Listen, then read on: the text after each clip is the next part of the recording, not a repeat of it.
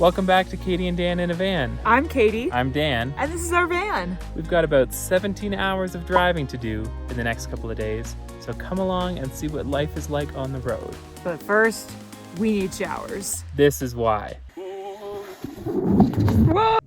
It's tough. We'll explain more about what we've been up to since you last saw us, but we seriously need those showers. So let's hit the road. But before we can go and get our long-awaited showers, first we need to go and get some gas. Yeah, we got about 5 hours of driving on rural roads in Kansas today, so don't want to trust that we can find gas out there. What are you doing? I don't know, probably wasting my time because it's gonna be like 2 minutes and it'll be covered in bugs again. There's no point in just using the gas station stuff. You need to get some dish soap on there. Hopefully this will mean we can enjoy the views for at least a little bit before the window is covered in bugs again. Think of it as the bugs of Kansas giving us a fresh piece of stained glass art. Well, that window looks a lot better than it was. To the gym? Let's go shower. Let's do it.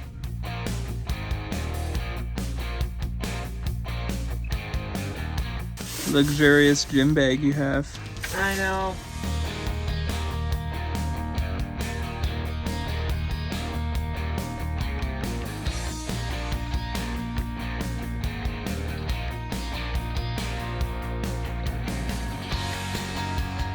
It's hot out here, man. I know it is. Are you ready for a big drive? Yep, let's do it. Okay, let's go. So, last you saw us, we were in Denver. Let's get you up to date with what we've been doing since then. After we left Denver, we headed south towards Colorado Springs, where we went to check out Garden of the Gods. Basically, it's a city-run park with these huge sandstone slabs of rock. The rock in that place has like become vertical. So it's really impressive views and a crazy geology. It's really fascinating because it's like this small piece of what looks like Sedona, but in the Rocky Mountains. So it's quite a contrast. My favorite part was the bighorn sheep. There was a whole flock of them. Yeah, that was fun. We just happened to pull off to a viewpoint and there they all were. But we saw lots of gorgeous views driving around and listening to the free audio tour that you can do. So it was a great way to spend an afternoon and an evening. From there, we drove a few more hours south to Great Sand Dunes National Park and Preserve. This was pretty momentous because it's our last national park of this trip, and we just snuck it in on the very last day that our year-long National Parks Pass was still active. So of course, the big draw of this national park is the sand dunes, and a lot of people will rent sleds or boards to ride down the dunes. So we rented our boards and tried it out for ourselves. I'll be honest with you guys, in my opinion, this looks more fun than it is. Not to be a downer about it, but it was kind of a struggle climbing up the dunes for one. Like, as I'm sure you know, walking in sand is kind of more difficult than walking on like a gravel path, for example. You're constantly sinking in, it just takes a lot of work. So first of all, you have to do about like a 20-minute walk over like flat sand just to get to the dunes. And then you have to climb up these huge dunes in order to slide down them. Really tiring. You were pretty dead at one point. I was, and the other thing is, like, they tell you this, but I didn't take it seriously enough. The sand is quite hot. So they say on all the signs, like, don't wear sandals, wear closed-toed shoes. And I was like, whatever, it's sand. I don't want to, like, wear my sneakers. We thought it was a cloudy day. We thought we'd be okay. And it's also, like, it was May 31st, you know what I mean? Like, it's not even really, truly summer yet. But the sand on my toes was, like, very, like, it was painful. So all of this meant that while it was quite an adventure, I wouldn't necessarily, like, run back there to do it again. At least not until they can figure out a ski lift. Yeah, exactly. That's what we need. Yeah. The sand dunes themselves are quite striking. It's just crazy to be surrounded by these mountains, literally with snow on the top, but then for there to be a huge pile of sand dunes right in front of you. Yeah, it's like a little glimpse of the Sahara Desert, but in the Rocky Mountains. And you have to walk through a shallow stream of literal like snow melt runoff Yeah. to get to these sand dunes. It is very interesting, very unique, and very beautiful. After we did our sandboarding adventure, we went on a short nature trail, which also had some really beautiful views. Yeah, it was nice to walk on solid soil rather than Sand. shifting sand. Yeah. But now you understand why I wanted a shower so bad. It was to literally get the sand out of my ears and out of my butt crack, if I'm honest. It really does stick to you, especially if you're covered in sunscreen and you're a little bit sweaty. Yep. So now that we've been to, I believe our count is like 32 national parks. It's in the 30s, yeah. Do you have a favorite? I think my favorite is still Sequoia National Park. Yeah, that one was really incredible. The size of the trees is like super impressive.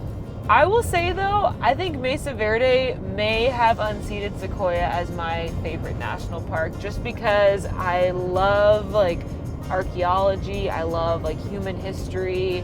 It's just very, very cool. And I feel like we saw a lot of different sites in different places, and then Mesa Verde was like the culmination of all that. It really was like a massive collection of cliff dwellings. But I would say after 2 years and two $80 national parks passes, I feel like we've got our money's worth. Oh, definitely. We have seen a lot of the U.S.'s national parks. There's 63 altogether, and like I said, I think we've been to like 32. So we're just about halfway. Yeah. So we are officially headed back east. We are currently en route to Indiana, where we are going to go visit Shelby, who works at Creatorly. We've been working together for several years now. We've met up in person once, so we're going to see each other again this time around. That's crazy. You've been working together for years. I know. And it's all online, obviously. Yeah. So that'll be really fun to see her, but it's really crazy to think that we're making this final trek home on a journey that started back in November. It's now June.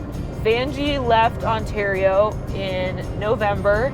We drove her to Arizona. She waited for us in December. We came back to Arizona. We drove into Mexico. We drove back out. She waited for us during the month of April. And now we're almost back home. Vanjie's finally going to see good old Canada once again. Back to the homeland. Exactly. But we have a lot of driving to do in between now and then. We're going to basically cross the country in the next couple of days. Yeah, we have just 3 days to do a little over 17 hours of driving, and we need to work and on one of those days. Yeah. So come along. And before a long drive, we need to go and get a hearty meal.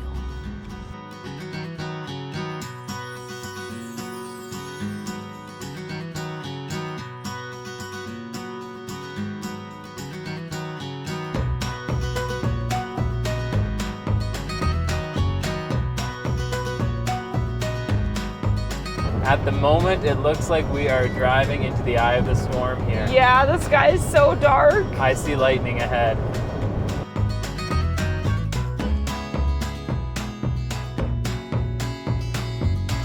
Look where we made it to, you guys. We are officially leaving Colorado And entering Kansas. It's windy here. It is windy.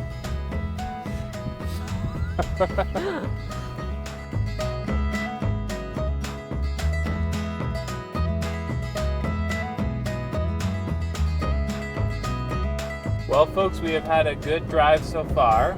Only a little rain, not a massive thunderstorm. And we've had some beautiful pink skies to enjoy. Oh, here's another car coming. We were really thinking this road was like completely abandoned because it's been really quiet out here, but It has been really quiet. Okay, so a while back we came across a road closed ahead. It was like 26 miles from now, the road is closed. And yeah, we weren't really sure what was gonna come of this, like if it'd be the kind of thing that like you could still get through, or once we got to the detour, like Google Maps has been showing us that there would be a detour that's not too crazy to take. So we've been kind of betting on that. but now we're getting to the point where, like, if this is properly closed and we really can't get through at all, we'd have to do a lot of backtracking if that would be the case. We would have a pretty major backtracking situation on our hands. Good here. We can turn right. See, look at that. Okay, thank goodness. Phew, okay. I'm really glad that Google's detour has come through. Hopefully this will, we're going the way Google is saying we should go. We always trust Google Maps to give us directions to be accurate. We should have trusted them in this case too. I guess I shouldn't speak too soon. Thankfully, it has so far been okay. It looks like we might have a bit of a bumpy ride though for the next 7 or so kilometers till we get onto the highway. Yeah, it's a rough road here. Okay, it's a really rough road. Oh my gosh.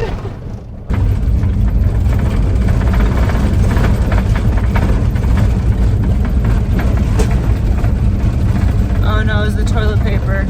Toilet paper fell on the floor. That's okay.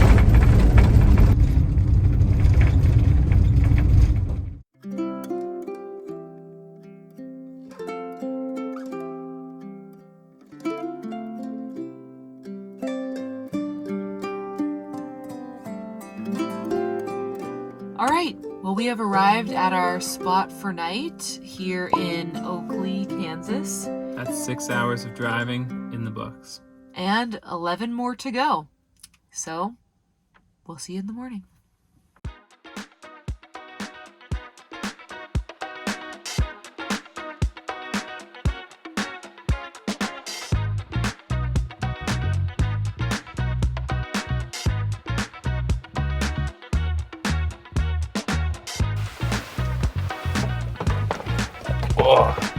We are just about ready to head out for a big drive, right? We gotta do more driving today than we did yesterday. This is the beginning of hour 6. Yep. So let's see how far we can get today. My back is sore. I don't know. Maybe I'm doing too much sitting. Yeah, we gotta try to stretch our legs more today, I think. I agree with that.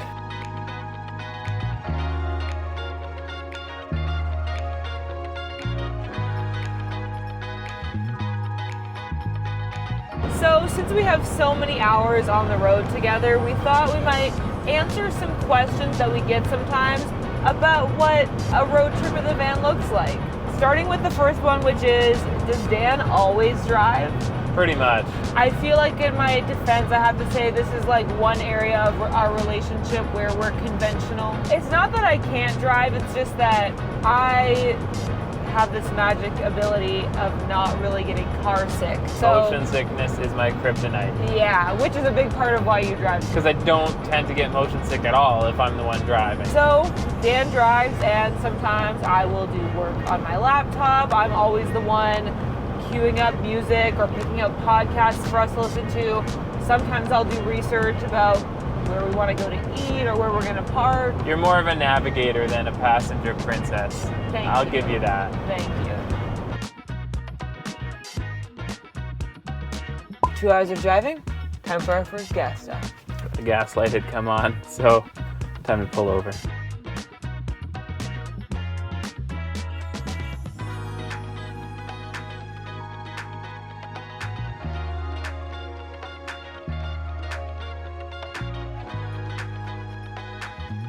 Once again, mostly futile because it is going to be a complete mess in short order, but hey, you gotta try.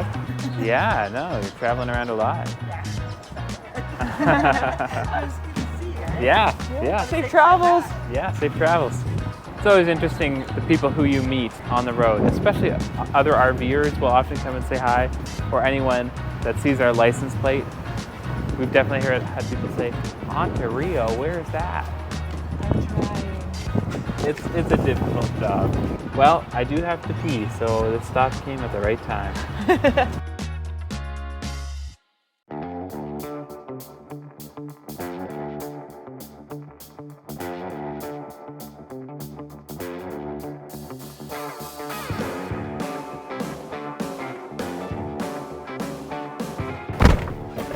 All right, back on the road? Back on the road. So that quick gas stop brings us to our next common question, which is, how much does all of this driving cost? Here's the thing, I think a lot of people see a big van like this and think it must cost us like an arm and a leg to move it around. But when it comes to travel in general, van life is quite an affordable way to do it because the amount that you end up spending in gas is like way less than what you would spend on nightly accommodations to stay at a hotel, for example. Definitely. And we very rarely pay for campground. So typically staying overnight for us is free. And I would say our van isn't too bad on gas. According to this, our total average fuel consumption is 13.6 liters per 100 kilometers. And of course we get a lot better than that on the highway. It's more like around 8 or 9 liters per 100 kilometers. I don't know. It's like comparable to a big pickup truck or something like that. Basically, yeah.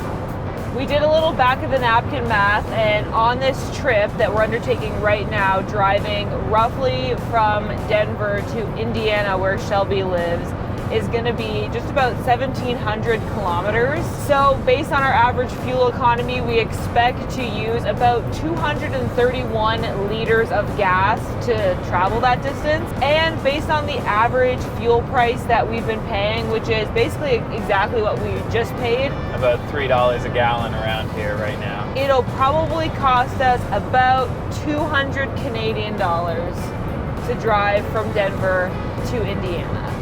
But most of the time we're in the van, we aren't just like spending most of the day driving.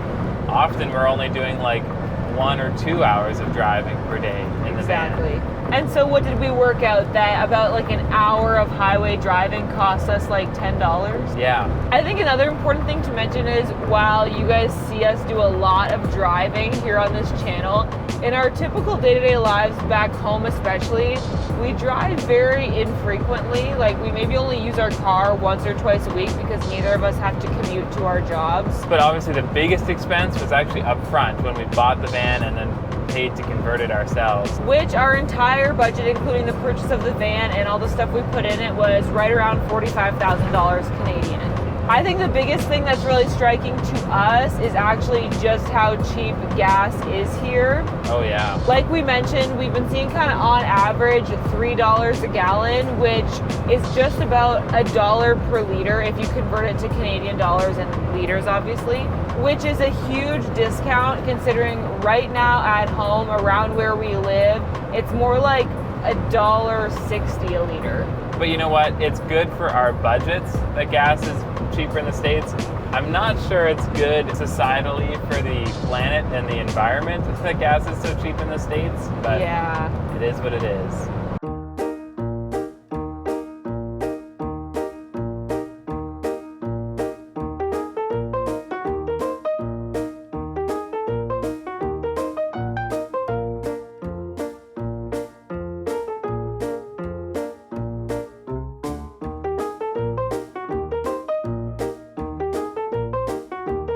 How long did we drive in that stretch? In total today, we've driven like 2 hours, maybe 2.5.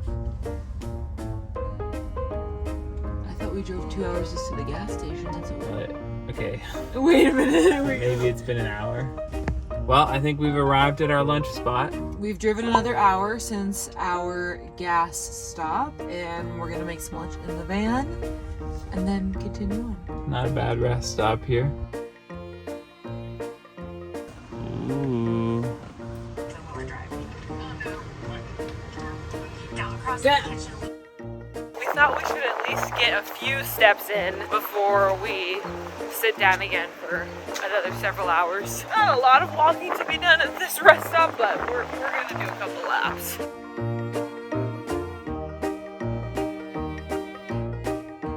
We're feeling stiff. My back is still whack. It hasn't even been that many hours. I know. We got a lot more driving to do.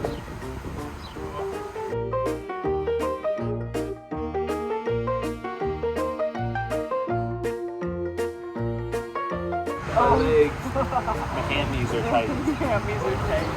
That's tough. Oh. You get something big there. Just look at the state of this. Look That at the is- state of her body. That is quite the watercolor painting there. Yeah, that's... Oh my god. That's a big one. Okay. Oh It my, is are you time. serious? Definitely smells like blue raspberry. Dan has had one of these before. I never have. I never drink energy drinks, though I do have coffee quite often. I'm gonna try it. That's strong stuff. You're isn't right it? that it's strong. I am gonna water it down. That was his recommendation last time. Like, it's really strong. It's like a melted popsicle. Oh, it's not actually blue on the inside. I don't even think they sell that brand in Canada. I'd like to think it's because it's too strong for the Canadian scene. And it's too potent. Holy Okay, I'm cow. ready. You got everything. Look, one of the most fun parts of long road trips is the snacks. The road trips now. And we stocked up. We got these rice cakes. This is a new favorite. These, I'm like, I tried a couple of them. I wish they were just plain chocolate covered on them, but that's fine. And then Dan picked these out. I brought these up for you. Thank you. Well, we're not gonna eat them right away, but eventually we do have them. And in case I get a chance to read, I brought my book up. We've got about 2.5 hours of driving till Kansas City, and I think that would be a good point to once again stretch our legs, see See if some we can of get Kansas some City. steps in. Right now we are at We've taken 10 steps today. 1,300 steps. Oh, okay, not as bad as I thought.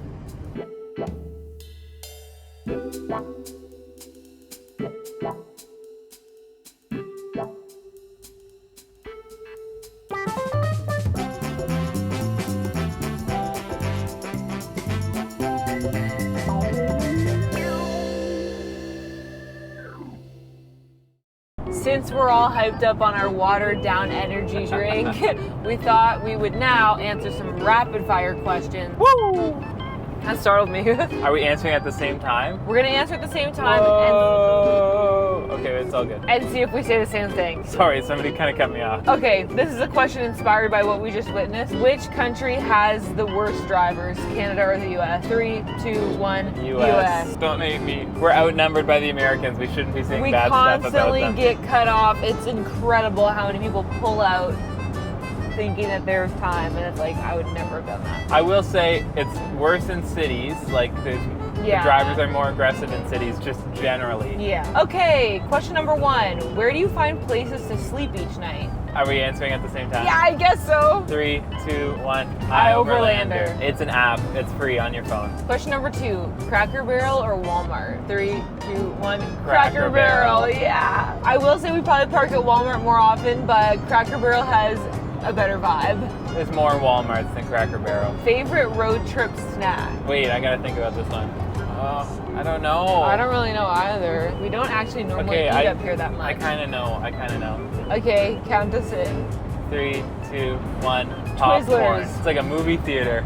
Yeah. Popcorn and Twizzlers. Next question, favorite U.S. state license plate? Ooh, like the design. Yeah. Okay, I've got one. 3, 2, 1. The Utah. turquoise one from New Mexico. Oh, I was thinking the Yeah, the Utah one with the- delicate arch on Yeah. it. That's very iconic. New Mexico, like, they seem to have like 3 kind of main ones. There's the yellow background one, the turquoise background one, and the one that has like a black background with like the chilies on it. I just like the turquoise one because I've never seen any other license plate that's that color. Well, turquoise is a big thing in New Mexico. It is, Like exactly. the mineral, the rock, you know? Yeah. This is fun. Yeah, I'm out of questions. Oh no. Well, maybe we'll do it again later if we think of more questions. Yeah.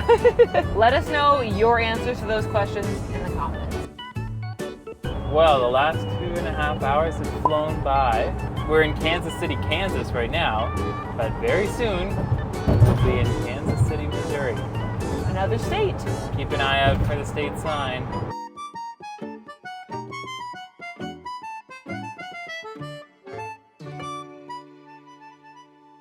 Just like that, here we are. Here we are. Let's go explore a little bit and stretch our legs and get some steps in.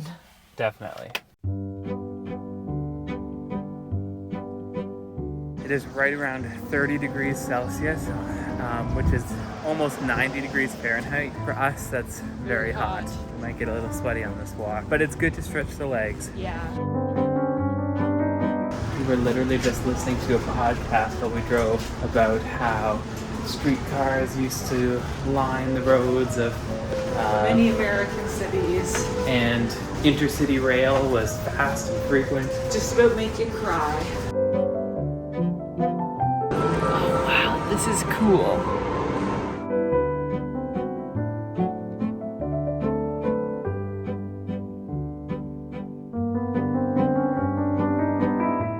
This is a great piece of 20th century architecture right here, people. Yeah, that's for sure. Beautiful. Well, I think it's beautifully restored is what it is. Oh, really? I think they remodeled it recently. Oh, wow.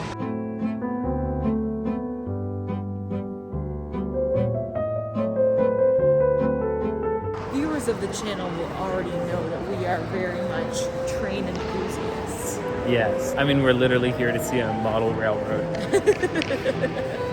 But this building is so beautiful. Like, I really feel like this is what travel's meant to be. You know, rolling up to a chic building like this with your suitcase, no like weight limits, and you know, squeezing into a metal tube to go through the sky. This building literally feels magical, and not just because they keep playing Disney music Yeah. on the, Yeah, on the they do. speakers. They do.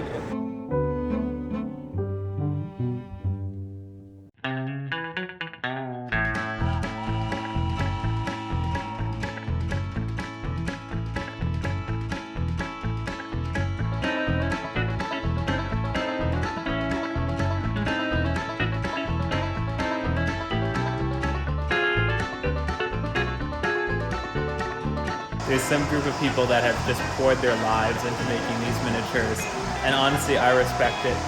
Probably that would be me in my retirement.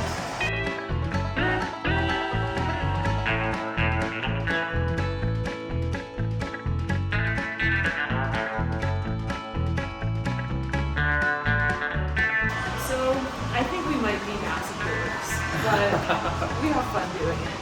Yeah, we're old at heart. Yeah. Or are we really young? Like, sometimes we like stuff for toddlers, sometimes we like stuff for 7-year-olds. I think this type of thing for both demographics. It's the family fun kind of stuff. Exactly. The wholesome family fun. Exactly. We're all about that. Like model trains.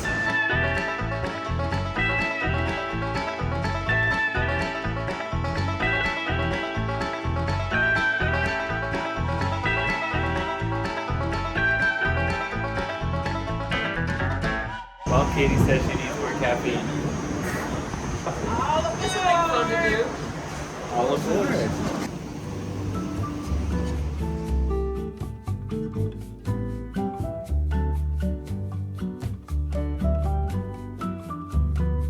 I think it's so nice that that streetcar is free. Yeah, that's awesome. It makes it worthwhile just to ride it one stop. Because it's air conditioned and it is hot. It's a hot one. We're making a quick coffee stop for Katie. And then I think we'll head back to the van, right? Yeah, I think we've got at least some steps in. Yep, we're gonna keep this road trip underway.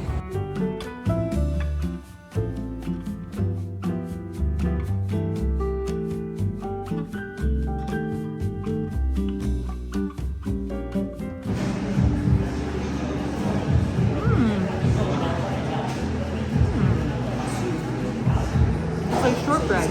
Oh yeah. It's soft, yeah.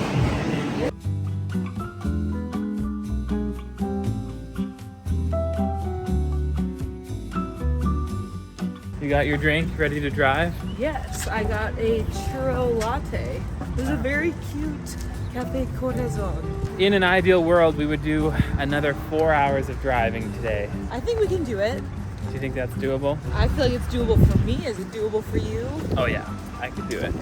All right. We are about to start hour 11 of the drive, and we'll see if we can get all the way to St. Louis tonight. Let's do this.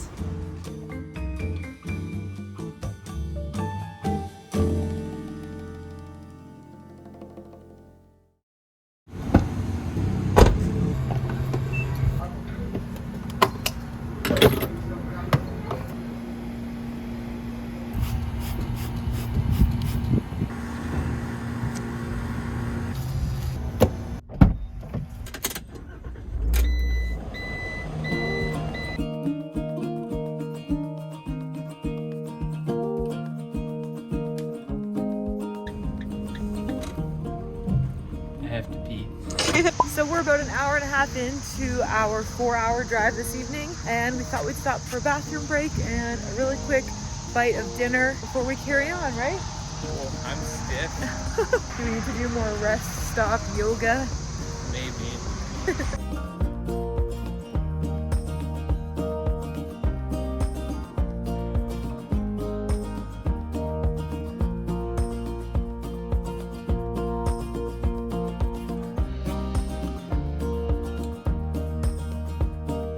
Some nice homemade chili.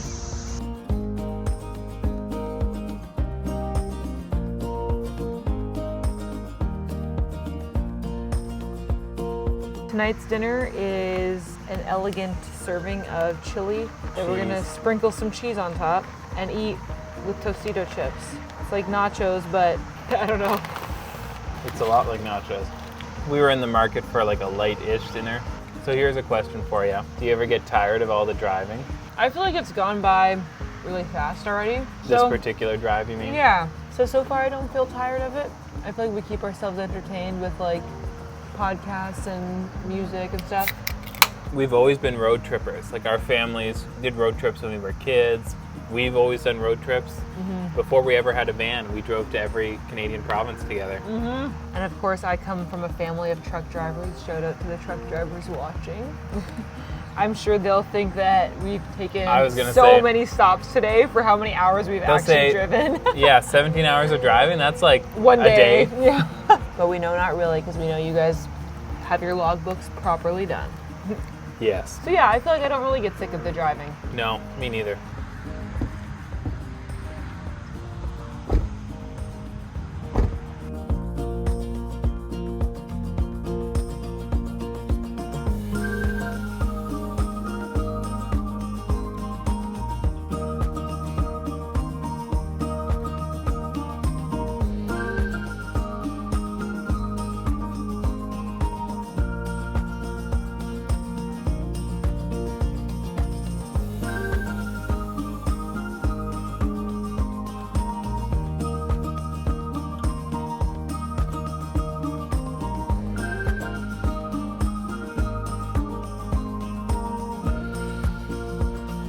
Folks, we have made it. We're at the good old Cracker Barrel. On the far side of St. Louis. How many hours has it been? I don't know. I think it's been 15 hours. Where did we depart from again? The Buffalo Bill Cultural Center? In Oakley, Visitor Center in Oakley. We did 3 states in one day, and we did how many hours of driving? Where are we now? Why can't I just choose my cursor? 9 hours of driving today. Yes. Plus 6 yesterday. So we have completed 15 hours of our drive, and we have about 2 more to go to get to our destination in Indiana. But tomorrow is Monday. It's a working day. So that's going to make it a little harder to do some hours. Plus, I have a surprise destination that I'd like to take you to after work. I'm excited. Yeah, even though we're only doing 2 hours of driving tomorrow, it'll still There's a lot on the agenda. But we have to do that so that you can meet up with Shelby on Tuesday. Exactly, which I'm excited for. So that means we need to get a good night's sleep. Yeah, we do. I'm pretty exhausted. All right. See you tomorrow.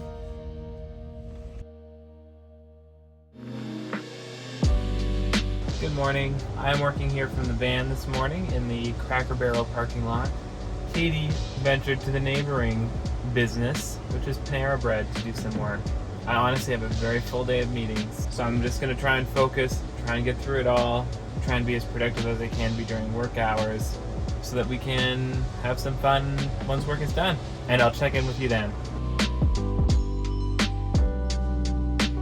Okay, I'm done, at least my meetings for the day, so I'm going to meet Katie here at the Panera Bread and see how she's doing. Hi. Hi. How's it going over here? Good. It's literally, well, it's like 3:45 in the afternoon, and I've been here since 9 a.m.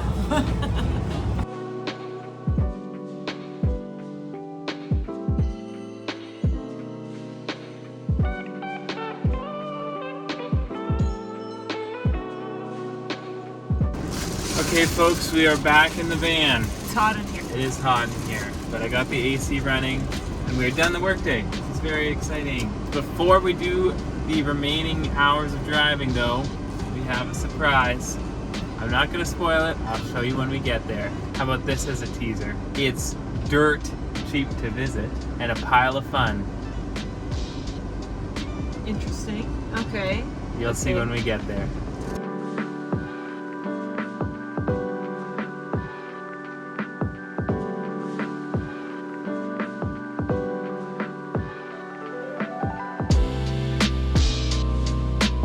Today we are visiting Cahokia Mounds, which is an extremely significant historical site in the history of North America's indigenous people. Cahokia was the largest center in North America, north of Mexico. So many of us are familiar with the Mayans, great cities. We obviously saw some settlements out in the southwest. But north of Mexico, Cahokia was the biggest. They think there were between 10 and 20,000 people living here at its peak, which was around the year 1000 to 1300. The evidence that remains now are the earthworks. So the people of Cahokia built these giant earthen mounds where their houses and important cultural buildings sat atop. So this was a large city that had farmland surrounding it here on the Mississippi, and we're gonna go take a look at the mounds today.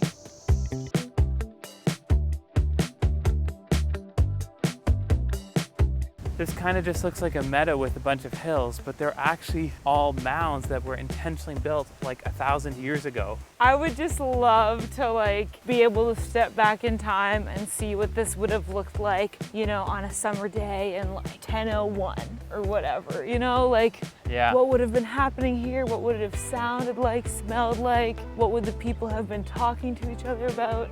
Walking through here now, it's so peaceful. All you really hear are the cicadas and the highway. There's a lot in the of distance. cicadas. But it's crazy to imagine this being a bustling city. A bustling city, yeah, a huge city. Yeah. The crazy thing to me is this was 1,000 years ago and we still have these huge mounds. Yeah. They haven't eroded, they're still here. Yeah.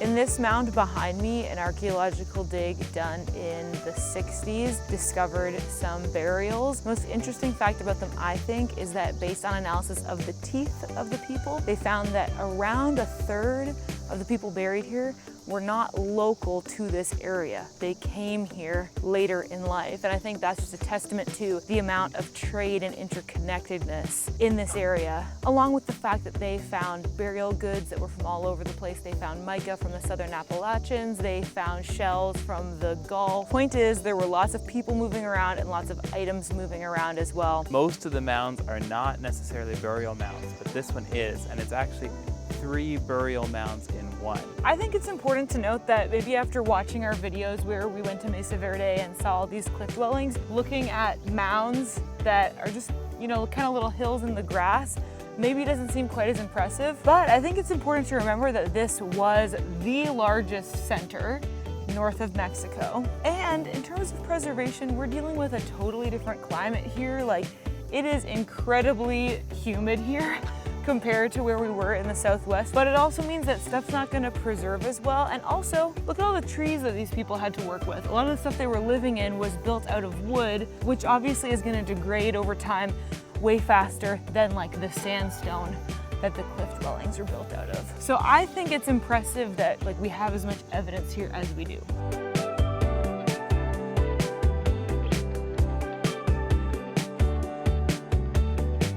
Cahokia has huge cultural significance, but it's part of a larger movement called the Mississippians or the Mississippi Mound Builders. And this technique, these earthworks, are present pretty much all up and down the Mississippi River. In fact, we saw mounds similar to this when we were in Iowa. We went to a place called Effigy Mounds National Historic Site. And that is really far north from here, but again, a testament to all the interconnectedness and trade and movement up and down the Mississippi River. At Effigy Mounds, those earthworks are in the shape of different creatures. Like bears and other animals. Yes. So you can see that was like their local community's spin-off of this architectural style. That's Yes, the way they did it. Exactly.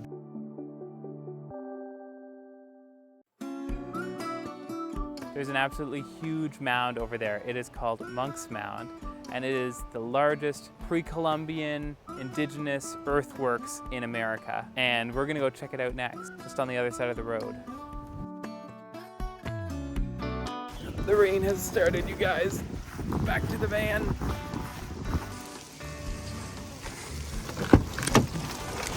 Ah.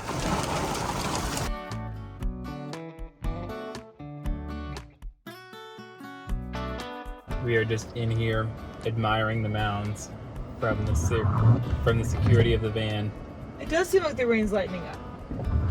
And my view of the mounds is now fogged up.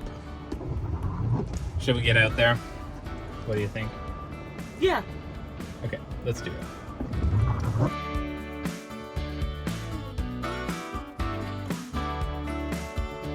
We have waited out the storm and we are ready to explore. Let's go.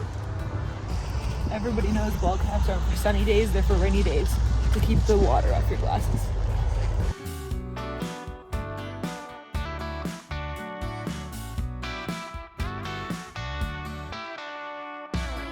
Do you know how much easier it is to climb stairs at sea level? Like, I just did that whole thing and I didn't even get out of breath. Wow. There's so much oxygen here. Well, look ahead of you though. That's okay, we got this. Monk's Mound, which is named for some 18th century monks that lived in this area, is over 100 feet tall. So I'm pretty sure that's like a 10-story building. I guess so. It's a lot of stairs. A lot of people here are in their athletic clothes. I think are here for like hill training. Yeah. Because I think it's pretty flat around here, so this is like kind of the main inclines you can do. But we're here for the history. I actually read a sign saying that in bad weather you're supposed to be careful because sometimes lightning strikes this mound. Well, that presumably makes sense. because it's probably probably the highest point. Yeah. Should we be climbing this then? That's fine, I haven't seen lightning. Okay. We're currently standing on the downtown, the epicenter of the population from about like 800 years ago. And in the distance you can see the epicenter of the population modern day. That wooden palisade wall would have extended around this whole site. And on each side of this big mound, Monk's Mound, there would have been open plazas. So an open plaza here, one over there, and one on the back side of the mound here. The mounds we were seeing before were on the other side of the Grand Plaza, the biggest plaza. So I know this video is mostly about our experience driving across America, but you gotta know, if Katie and Dan are doing a road trip, we're gonna find historical sites to go and check out. That is an essential part. That's part of the trip.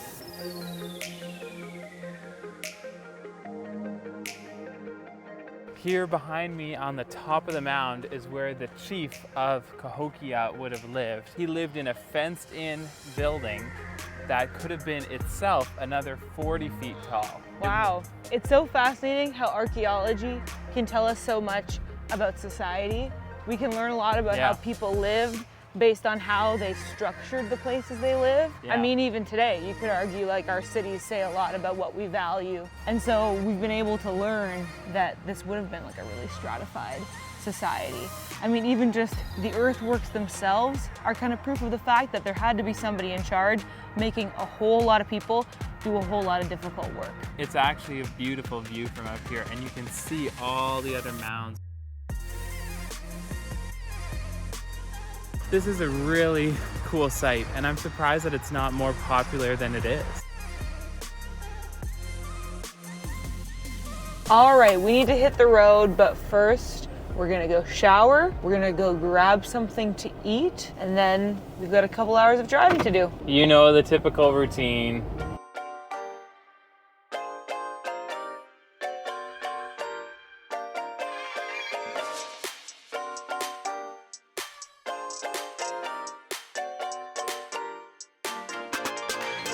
This is nice. This is the nicest kind.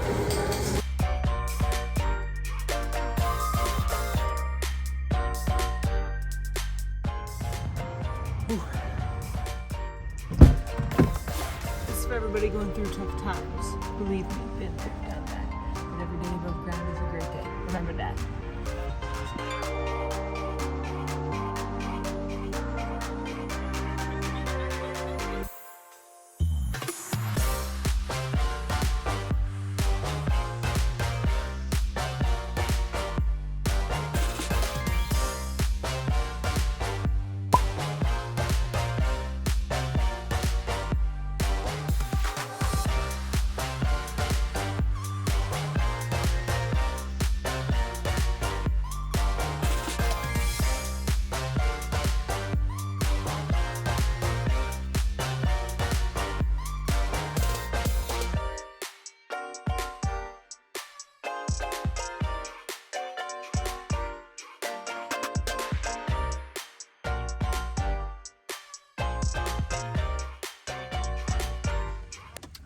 You guys, we made it. We made it to Shelby's house in Indiana. It is like almost 1 in the morning, but we made it here on the day that we planned to. Obviously, we still have some more driving to get home, but there's no time constraint with that. Well, we're gonna see Shelby in the morning, so it's time for bed.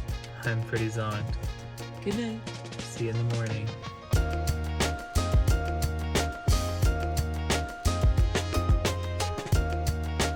The next couple days we spent parked in Shelby's driveway, and it was so cool for Shelby and I to get to actually work together in person. We're so used to kind of working independently and online, so it's very fun just to get to sit together in person to brainstorm and work on projects. After work though, we got to spend time just hanging out with her family, which was lots of fun. Overall, we had a great time in Indiana, and I can't wait to go back and get to visit Shelby again sometime.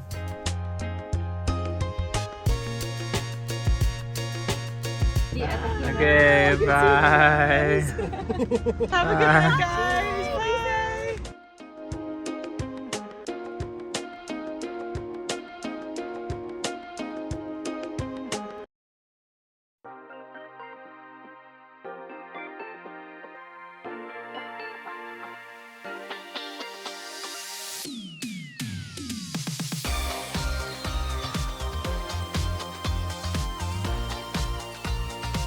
Driving back home is always bittersweet, and that was especially true this time. This was our last van trip planned for the year.